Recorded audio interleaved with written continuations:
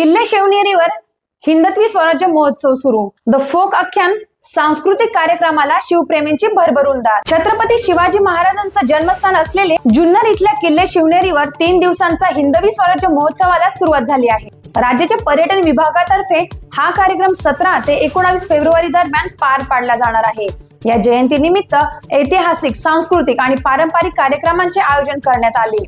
यावेळी मुख्यमंत्री देवेंद्र फडणवीस, उपमुख्यमंत्री एकनाथ शिंदे व सुचित्रा पवार हे उपस्थित राहणार आहेत. किल्ले शिवनेरीच्या पायथ्याशी काल रात्री म्हणजे 17 फेब्रुवारीला मराठी संस्कृतीचा बाज असलेला आणि महाराष्ट्रात गाजत असलेला द फोक आख्यान हा सांस्कृतिक कार्यक्रम मोठ्या उत्साहात साजरा झाला. महाराजांचं गुणगान असणाऱ्या घाटोळीला प्रेक्षकांनी भरभरून दाद दिली. शिवबा राज छत्रपती झालं ग या गीताचा शिवप्रेमींनी आनंद लुटला.